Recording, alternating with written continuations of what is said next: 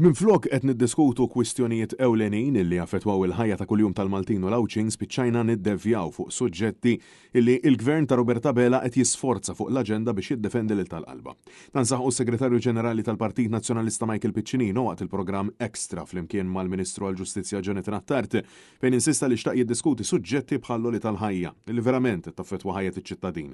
Iżda Minflok kellu jiddiskuti l-inkjesti maġisterjali li jrid ibiddel il-Labor. Jien xtaqt ġejta għullu u tkellem fuq l tal-ħajja, fuq il-kriżi li l-Gvern ma rixux jirranġa fl-isptarijiet tagħna, fuq il-problemi li hawn pajjiżna, però sfortunatament għaliex il-Partit Laburista huwa wisq aljenat bil-kriżi li jagħmel qed jipprova jagħmel liġijiet biex jgħattixtu l-korruzzjoni li qed jagħmlu l-Ministri tiegħu.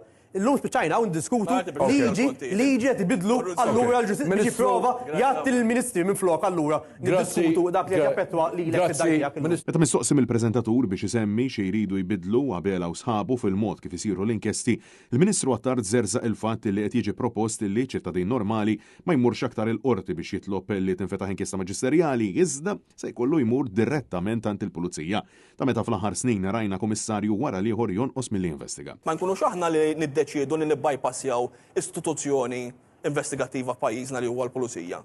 Issa, jekk għandek sitwazzjoni li inti tħossok aggravat, aħna konna l-Gvern li daħħalna sens ta' rimedju legali f'kull proċess. Aħna konna l-Gvern. Inti għattejli, għalek għatif mekso, għattel l-ispettaturi u kol biex jifem u Michael biex kun jista' jirrispondi. Inti għattejli. Bħala Vitals kienu ma taġġu. Inti għattejli, jekk jiena l-ewwel irid imur pereżempju għand il-Pulizija, imbagħad imur għand il-Maġistrat, dak jgħid. Eżatt, l-ewwel titmuret. U jekk il-Pulizija ma jagħmlu xejn. Hawnhekk Michael Piccinino insista illi l-iskop preżentament hu sabiex ma jintilifx aktar ħin u l-investigazzjoni tal-Maġistrat tibda minnu fih biex tiġi preservata l-evidenza kemm jista' jkun malajr. L-iskop tal-inkjesta maġisterjali u biex kemm jista' jkun malajr, il-Maġistrat jiġbor l-evidenza biex l-evidenza tkun sigura għall-kumplament tal-investigazzjoni. Meta inti qed jgħidlek, inti l-ewwel titoqgħod durant il-Kummissarju.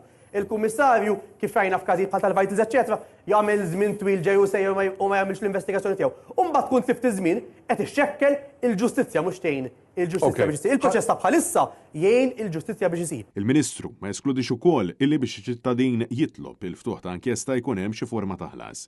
Intant mistoqsijek jaħsibx li Roberta Bela qed jagħmel dan biex jintoġob mal-laburisti, is-Segretarju Ġenerali insista illi huwa żgur illi b'dan id-diskors mhux jgħin biex issir ġustizzja. Roberta Bela jista' jindirizza lil min irid, mhux ħan indaħħalu lil min jirizza. Jien jinteressani li meta Roberta Bela jagħmel statement bħal daw, minflok jgħin il-ġustizzja ssir, ixekkel il-ġustizzja mill-issir. Jekk hemm il-ġustizzja, il-proċess ħalluh isir. Michael Piccinino fakkar li l-ebda talba l-ftuħ ta' inkjesta maġisterjali li kellha konnotazzjonijiet politiċi ma kienet frivola u li fl-aħħar xhur u snin rajna eżiti xokkanti bħal fil-każ ta' Vitals u Stewart Healthcare.